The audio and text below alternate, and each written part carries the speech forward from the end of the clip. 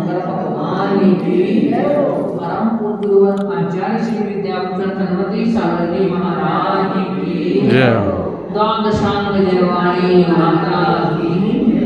बोली हरि केशव सरस्वती भूषण माता जी की, बोली हरिका संघ की जयकारा गुरु माँ का। क्योंकि ये सुनकर के यथार्थता को जान करके हमारी दृष्टि में तो परिवर्तन आना ही चाहिए। दृष्टि अनेक प्रकार के लोगों की होती है। एक चित्रण किसी ने खींचा है कि शमशान है, शमशान में एक सुंदर सी नारी का एक उसका शव पड़ा हुआ है। वहां एक सियार भी है, एक वैष्णव व्यक्ति भी है, एक साधु भी वहां है। अब वो सियार सोच रहा है कि ये कब इसे छोड़ करके जाए और मैं इसको अपना भोजन बनाऊं। एक जो वैष्णव व्यक्ति वहीं खड़ा हुआ है वो सोच रहा है कि यदि जीते जी मुझे मिल जाती, इसका उपभोग मैं करता तो कितना मुझे चैन मिलती, कितना मुझे आनंद आता। तो वहीं एक साधु सोच रहा है कि इसने इतना सुंदर तन पाया, मनुष्य पर्याय पाई, सब कुछ प्राप्त किया इसने, किंतु इसने अपने जीवन को यूं ही बिता खो दिया। ये जीवन के रहते रहते अपने जीवन में कुछ संयम व्रत आदि का पालन कर लेती तो आज इसका कल्याण हो जाता। तीनों का अलग अलग ध्येय है, अलग अलग तीनों की दृष्टि है। एक जगह मंदिर के निर्माण का कार्य चल रहा था। मजदूर, 2-3 मजदूर वहां लगे हुए काम कर रहे, पत्थर तोड़ रहे थे। किसी ने पूछ लिया कि भाई तुम क्या कर रहे हो? तो एक बोला, अरे दिखता नहीं है, मैं पत्थर फोड़ रहा हूं। दूसरा बोला, अरे मैं अपनी किस्मत फोड़ रहा हूं। तो तीसरा बोला, अरे भाई मंदिर का निर्माण हो रहा है तो चलो मैं भी अपने को सपना में अपना सहयोग इसमें कर दूं।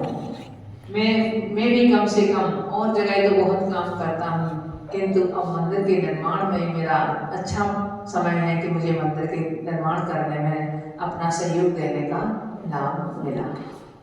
तीनों की दृष्टि अलग अलग है।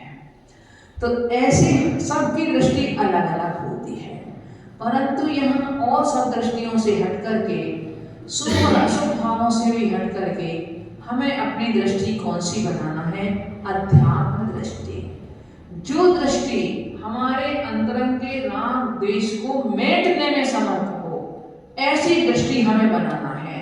जो हमारे अंदर के कसायों का समन कर दे, जो हमारे लिए यह दृष्टि दे दे कि अरे हर व्यक्ति का अपना अपना भाग्य है, हमारा भाग उस अलग है, उसका भाग अलग है।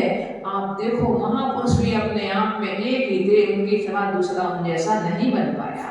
राम राम थे तो लक्ष्मण लक्ष्मण थे, रावण रावण था तो कंस कंस था।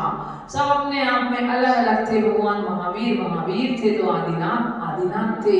कोई महावीर आदिनाथ नहीं बन पाया, आदिनाथ महावीर नहीं बन पाए। राम रावण नहीं बन पाया, रावण राम नहीं बन पाया। दोनों अपने, सब तीनों का अपना अपना अलग अलग भाग है, अलग अलग उनका सब कुछ विचार अलग है, आकृति अलग है, प्रकृति अलग है, सब कुछ उनका अलग अलग है। इस तत्व को मैं समझ लूं और ऐसा समझ करके जिसके प्रति मेरे मन में ईर्ष्या आ रही है, किसी के धन को देख करके, किसी के वैभव को देख करके, किसी की सुंदरता को देख करके, किसी के तपस्या आदि को देख करके यदि मेरे मन में कहीं ईर्ष्या का भाव आ रहा है तो मैं क्यों व्यर्थ में पाप कमा रहा हूं? ये पाप कमाना ये मेरे लिए ही हानिदायक है, उस व्यक्ति का कुछ बिगड़ने वाला नहीं है। यदि उसका पुण्य है तो आप उसके लिए बुरा भी करोगे, यहाँ तक कि मारना भी चाहोगे तो भी आप मार नहीं सकोगे। कृष्ण को मारने के लिए कंस ने कितने प्रयास किए, पर कंस ही मारा गया, कृष्ण का वो बाल वाका नहीं कर पाया।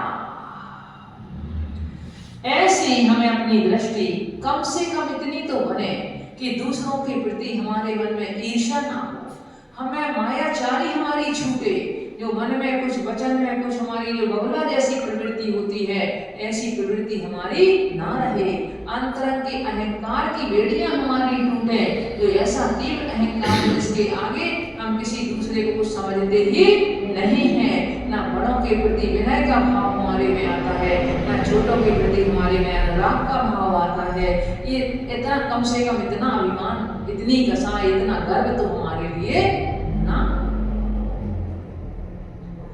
ऐसे ही अब अंतिम में अब कह रहे हैं पूज्य जी सन 300 के बाद 301 73 पृष्ठ पे, सन्मति सागर करुण कहानी मोती श्री की आनी है, सहज भाव से रची गई है, मैं तुम विभो भवाली है, यद्यपि आगम की बगिया से चुन चुन कलियां तोड़ी हैं, अनुभव आंखों देखी मणियां बीच बीच में जोड़ी है। एक करुण कहानी पुस्तक का हमने बताया था कैसे लिखी गई थी। दिल्ली से सोनागिर की ओर विहार हो रहा था, एक शिव मंदिर में विश्राम हो रहा था महाराज जी का। बगल के घर में से आवाज आई किसी महिला के रोने की, तो महाराज जी के मुख से शब्द निकले मेरी करुण कहानी। साथ के लोग बोले महाराज जी एक मेरी करुण कहानी लिखो। बस बोले लाओ कॉपी पे, और शुरू कर दी लिखाना। सोनागिर तक जब तक पहुंचे, जब तक मेरी करुण कहानी पुस्तक बिहार भी चलता रहा, लेखन भी चलता रहा। पुस्तक पूरी हो गई तो लोग सोचते हैं करुण कहानी से मतलब कि किसी व्यक्ति की करुण कहानी है, किंतु ये तो जो पढ़ेगा उसकी ही करुण कहानी है, और आज की नहीं, वर्तमान पर्याय की नहीं, किंतु युगों की हमारी करुण कहानी है। तो ये करुण कहानी कैसी है? मुक्ति श्री की आनी है। ये बिल्कुल सहज भाव से रची गई है, बिल्कुल सहज भाव से रची गई है। तो क्यों रची गई है सहज भाव से?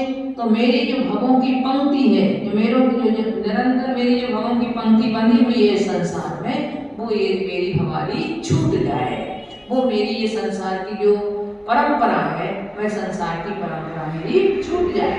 यद्यपि मैंने अपने लवता यहाँ प्रकट कर रहे हैं कि मैंने आगम की बगिया में से चुन चुन करके कलियां तोड़ी हैं। आगम तो अगाध है, आगम तो बहुत विषय है, तो उसमें से मैंने कुछ विषय इसमें लिए हैं। ऐसी जैसे हम पुष्प में से कुछ बगीचे में से कुछ पुष्प की कलियां तोड़ लेते हैं, कुछ पुष्प तोड़ लेते हैं, इसी तरह से आगम के बगीचे में से हमने कुछ कलियां तोड़ी हैं। कुछ अपने स्वयं से अनुभव से जो मैंने लोगों को देखा, स्वयं का अनुभव किया, स्वयं अपना अनुभव किया और दूसरों का भी अनुभव किया, तो अनुभव से मैंने आंखों देखी जो मणियां हैं वो भी इसमें जोड़ दी हैं। फिर भी आगे कहेंगे, फिर भी भूल स्वाभाविक संभव में अल्प श्रुत हूँ, श्रुत जन भविजन पढ़े सुधारे, भूल चूक नतमस्तक हूँ, रक्षा बंधन पर्व संग सच सोनागिर दर्शन कीने, 1900 सन सुखद 87 छंद आज पूर्ण कीने। लाभ में एक भावना मेरी है, मुक्ति श्री से शीघ्र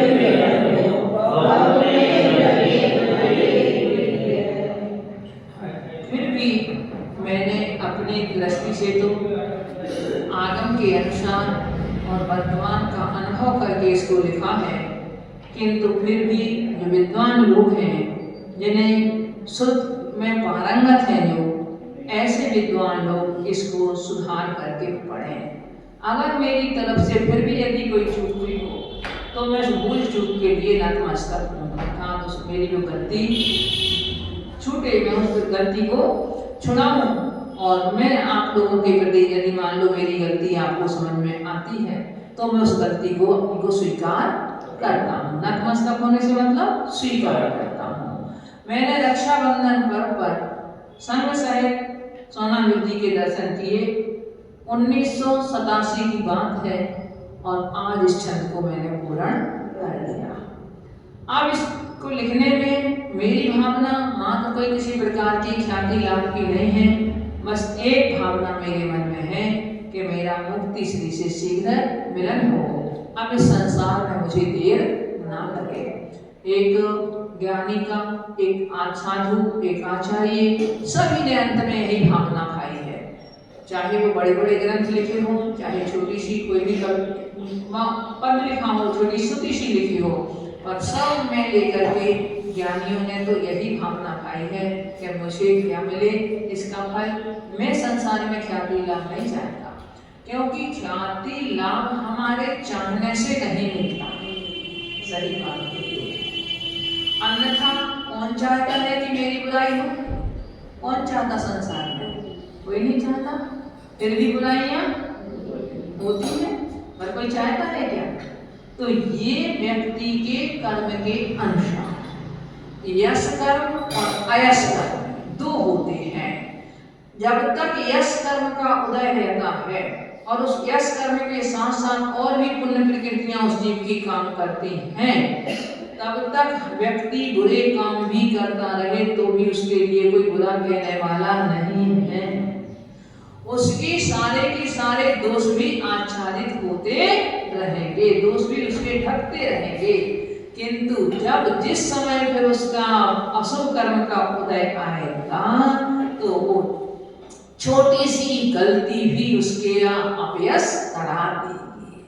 छोटी गलती उस समय बहुत छोटी हो, परंतु बहुत छोटी सी गलती भी उसके अयश में निमित्त बन जाएगी, उसकी अपकीर्ति करा देगी। और जब तक उसका पुण्य कर्म का उदय है तो कहो बड़ी बड़ी गलतियां भी उसकी छिपती रहे, नहीं होती रहे। अब देखो बड़े बड़े घोटाले होते हैं, अपन देश की दृष्टि से देखो तो क्या वो घोटाले एक दिन के होते हैं? महीनों से वर्षों से चल रहे होंगे, पर जब तक नहीं आए प्रकाश में, कब आए प्रकाश में? जब वो पाप का घड़ा भर गया। पाप का घड़ा भर गया तो उसमें अपने आप वह फूट पड़ा। अपने आप ही ऐसे निमित्त मिलते हैं कि वह अपने आप पाप भी उनका उजागर हो जाता है। तो ऐसे ही हमारे भी यही बात है, एक ख्याति लाभ भी हम चाहें तो हमारे लिए अपने सोचने से नहीं मिलता। अच्छे अच्छे तपस्वी अच्छा बहुत अच्छा उत्तम आचरण करने वाले हैं और उनका कोई नाम लेने वाला नहीं है। अच्छे बड़े बड़े ज्ञानी महाज्ञानी हैं, परंतु फिर भी उनका यदि यश कर्म का उदय नहीं है तो उनका कोई नाम लेने वाला नहीं है। और जो बहुत कम ज्ञान है, किंतु ज्ञान जितना है नहीं उतना अपने आप को दिखा रहे हैं, अगर उनका यश कीर्ति का उदय है तो उनकी वाहवाह प्रशंसा उनके लोक में हो रही है। तो ये संसार में देखा जाता है प्राय करके। रावण कब तक रहा? रावण की बहुत कीर्ति थी, सब कुछ था, किंतु जब अशुभ कर्म का उदय आया तो उसके द्वारा ऐसा कार्य हुआ और उस कार्य के माध्यम से उसकी सारे दुनिया में उसे कलंकित होना पड़ा। तो कोई भी व्यक्ति हो, चाहे वो महापुरुष हो, चाहे वो हम हो, चाहे आप हो, चाहे कोई भी हो, व्यक्ति की पूजा उसके आचरण से ही होती है, उसके चारित्र से ही होती है।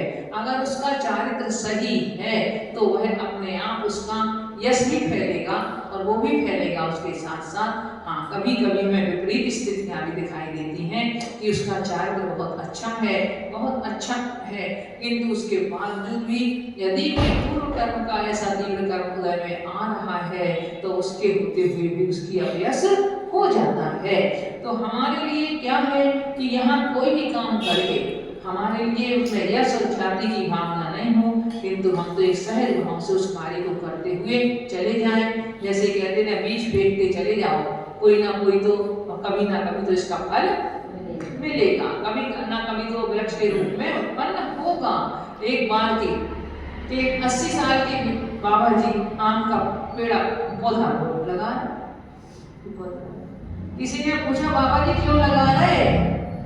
बोले लगा रहा हूँ। बोले क्या तुम इसके फल खा पाओगे? बोले मैं अपने लिए थोड़ी कह रहा हूँ, खाएगा तो कोई ना कोई, पेड़ लगा होगा तो कोई ना किसी को तो मिलेंगे, किंतु जब पेड़ ही नहीं लगा होगा तो किसको मिलेगा? तो ऐसे हम भी किसी भी अच्छे कार्य को करके भी उसके प्रति हमारी दृष्टि कैसी हो, हम सहज रूप से उस कार्य को कर रहे हैं, है ना? परंतु उससे फल की इच्छा, फल तो अपने आप ही हमें मिलेगा। अच्छा करोगे तो ऐसा ऑटोमेटिक सिस्टम जुड़ा हुआ है कि आपके भाव कैसे होंगे, आपका जो इलेक्ट्रिक का करंट है वो तो कभी माने कुछ फेल हो सकता है, किंतु जो ये ऑटोमेटिक सिस्टम हमारा जुड़ा हुआ है कि हम प्रति क्षण जिन कर्म परमाणुओं को अपने आप में आकर्षित करते हैं वह कर्म परमाणु बनते हैं। आप ऊपर से कितने भी अच्छे बने रहो और वो कर्म परमाणु बता देंगे कि आप क्या, आपने क्या किया था, आप क्या हो, ये सब बता दिया जाएगा। देखो एक बार की बात है कि एक सेठ जी बहुत दान करते थे, बहुत दान करते थे। उन्होंने कई धर्मशालाएं बनवाई, कई उन्होंने वो बनवाए। अंत में जाना सबको है तो वो भी चले गए। अब समय ऐसा आया कि बेटे के पास में कुछ भी नहीं बचा।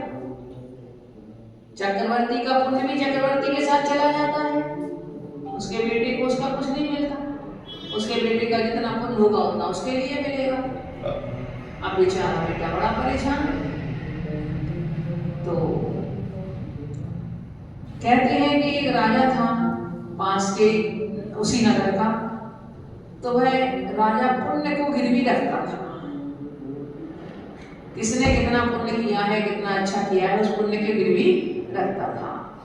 तो उसकी पत्नी ने कहा कि आपके पिताजी ने इतना पुण्य किया हुआ है, इतना अच्छे काम किए हुए हैं, तो आप क्यों नहीं उन राजा की सहायता ले लेते हो?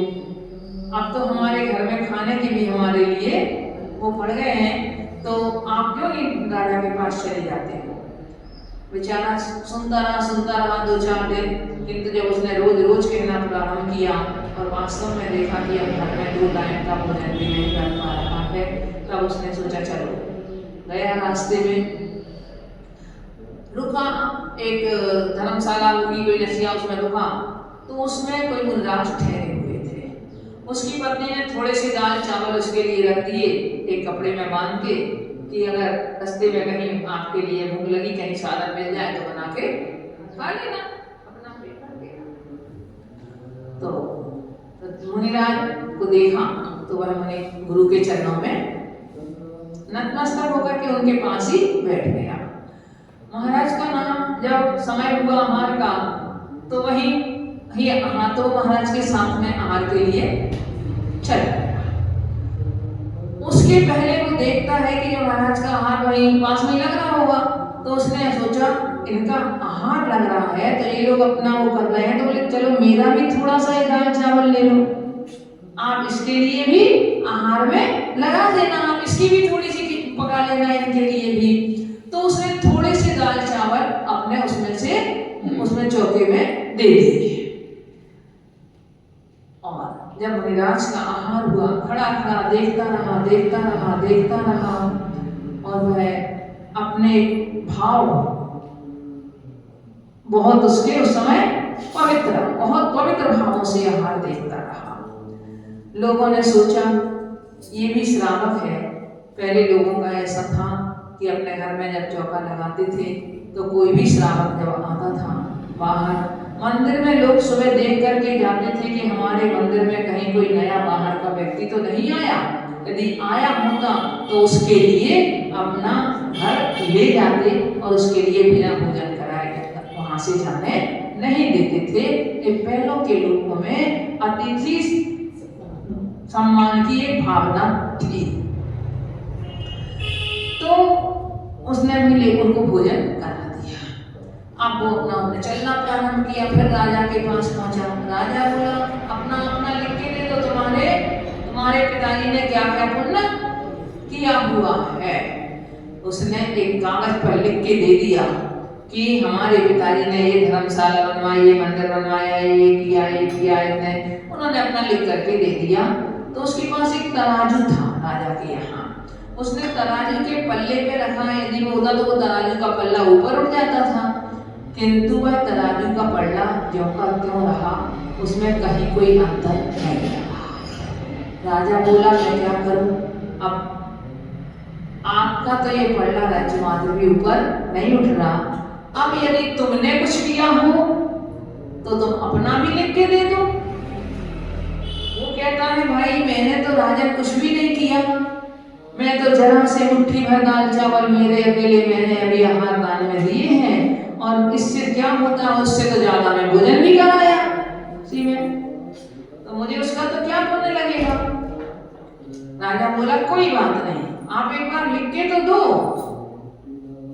उन्होंने कहा ठीक है। उन्होंने लेकर के उसको लिख के जैसे उसने उस पर तराजू के पल्ले पर ढलाया कि राजा की राजमहल के खजाने की जितनी संपत्ति थी सारी उस पर चढ़ती गई, परंतु वो पल्ला नीचे नहीं गिरा। तब देखी भावों की महिमा कि ये किसकी महिमा थी। हमारे यहाँ द्रव्य और भाव दोनों से कार्य करने को कहा है, किंतु फिर भी द्रव्य की हल्की पड़ जाती है जहाँ भावों की प्रधानता होती है। वहाँ द्रव्य हल्का स्थान दूसरे नंबर पे आ जाता है।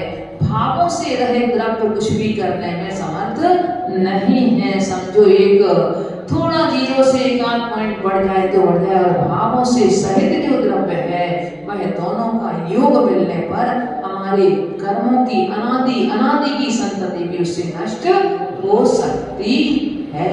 तो आज आपकी ये करुण कहानी तीर्थंकर सब पंच पर जिनवाणी न तसी, करुण कहानी पूर्ण है गुरुवर ले आशीष। पंच प्रभु की शरण में जिनवाणी माँ के आंचल में यह मेरी करुण कहानी पूर्ण हुई। पर लोगों ने भी भगवान आदिनाथ स्वामी के दरबार में अपनी ये करुण कहानी का वाचन अपना पूर्ण हुआ। अब यह करुण कहानी जो हमने पढ़ी है ये हम सभी के लिए क्या हो, हम सभी के लिए एक मार्ग निर्देशन का काम करेगी।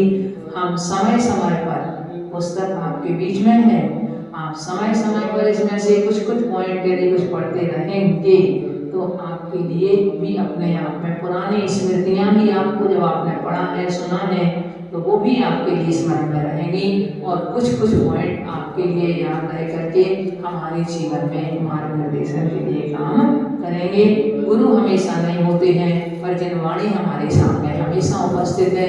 हम उस जिनवाणी माँ के माध्यम से हमेशा अपने जीवन का कल्याण कर सकते हैं। ओम नमः शिवाय।